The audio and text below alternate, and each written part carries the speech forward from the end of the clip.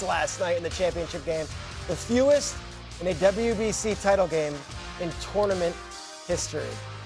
From baseball to football, where we got a blockbuster trade yesterday. Bo Nix gets a new receiving target as the Broncos acquired Dolphins wide receiver Jaylen Waddle and a fourth-round pick. Denver sends over their 2026 first, third, and fourth-round picks in the deal. We bring in our football crew and Louis Riddick. Louis, what does this addition of Jaylen Waddle do for Bo Nix and the Broncos offense? Look, you have to really like it, Peter, because of the fact that he really does give them a third-level threat with the kind of speed that he has that they really don't have on the roster right now. Now, they've been a team that's been able to push the ball down the field. Bo Nix last year on attempts 21 to 30, he was top 10 in number of attempts. He was number 1, I believe, in touchdown passes traveling 21 to 30. His QB rating was top 10. So this is a team that has shown you the ability to push the ball down the field to guys like Cortland Sutton, Marvin Mims. I mean, those guys have been able to get down there. Pat Bryant has had some success as well, but none of them have the kind of skill that Jaylen Waddle has. This guy has game-changing type of speed. He has the kind of speed that makes defensive backs, once they see number 17 out on the football field, they deepen up their alignment by 2 to 3 yards and are automatically starting to look for help on, hey, look, man, you can't leave me alone with this guy. And if you're in press coverage, you better not miss the jam. So, look, if you're Sean Payton right now and Davis Webb, their new offensive coordinator, their new play caller, they're kind of liking what they have right here. Yeah, and Harry, a first-round pick seems pretty rich for Jaylen Waddle, but yet you were in the pre-show meeting saying, well, no, Waddle's that guy. Yeah, no, I love this for the Denver Broncos. Number one, it adds instant explosion to their offense, something I thought they were missing last season. Himbo gave me a stat. They were 15th in explosive plays last year. That's about average in the National Football League. But you have a guy that can beat you short, intermediate. He can beat you deep. Like Lewis alluded to, if you don't get your hands on him in press coverage, touchdown is going to be every single time. Go ahead and start the band. And what I love about it is that he can take any route the distance for a touchdown. I think about him playing my team, the Atlanta Falcons, last year, and we call this a drift route, a 5-step post. And instantly, as soon as he catches it, it's to the house. Yeah. This is the ability that Jaylen Waddle provides to the Denver Broncos. He's a guy that you can line up wide, you can line up in the slot, he can catch footballs over the middle. And I love the way Miami utilized him.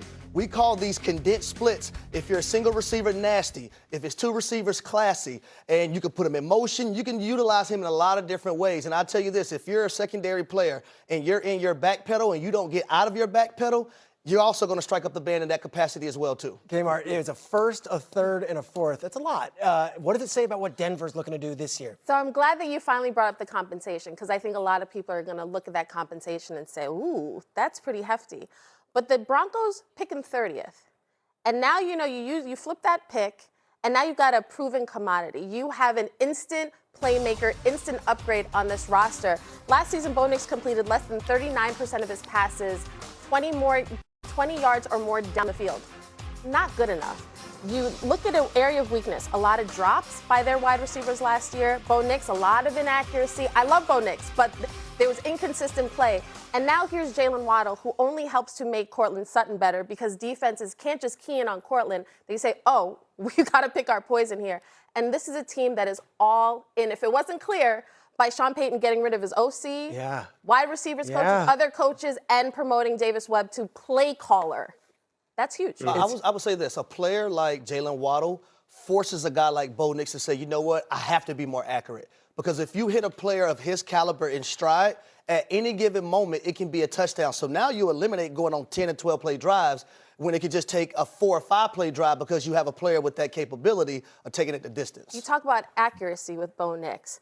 Of the 11 regular season interceptions he threw, all of those throws came when he was targeting wide receivers. This is a group that needed to be upgraded, and now they have been. Lewis, they were an AFC championship team last year. They were right there. They were just a little bit short.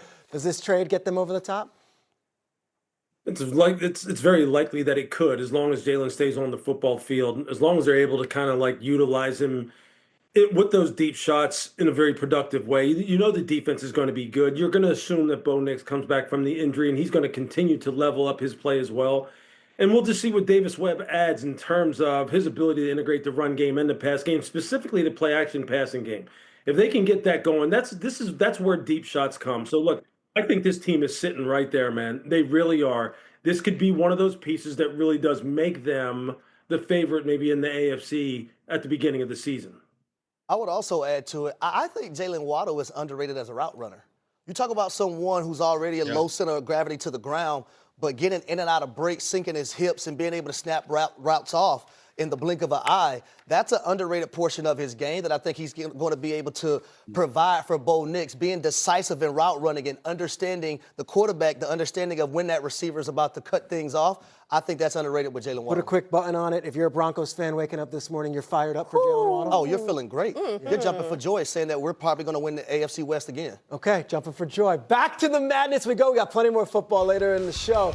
First 4 game between 16 seeds, UMBC and Howard. This one was awesome as well. Under 4 minutes to play, UMBC is down 10. Watch Ace Valentine here.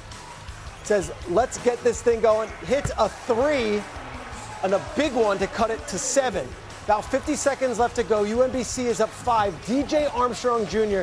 with the sick lefty 3.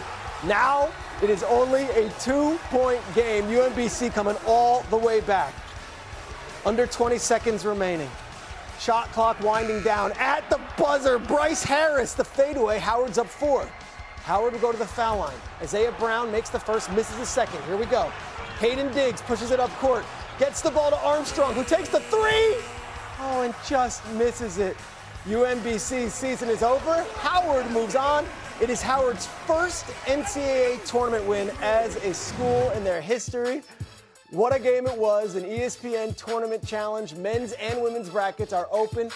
So download the app or scan the QR code and get it going. Then you can create a group. You can invite your friends and get ready for the madness. You take a look at this. The men's game closes tomorrow at noon Eastern. And the women's game, you could still do a bracket up until Friday morning, 11:30 a.m. Eastern.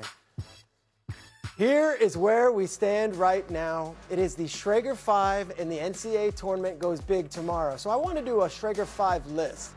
It's the March Remember Him guys. The smaller names that became superstars in March, and we start off number 5, current coach of Colorado State. You remember this from Northern Iowa, behind the back against Kansas in 2010. Ali Faroukmanesh. Remember the game he had for Northern Iowa in that second round game? And then against Kansas went absolutely bonkers. He hit a 3 with 35 seconds left to give UNI the lead. He became a household name. Number 9 seeded Northern Iowa got by Kansas, the number 1 seed in the tournament. Number 4, remember the name Jairus Lyles? He played for UMBC, and he led UMBC to become the first 16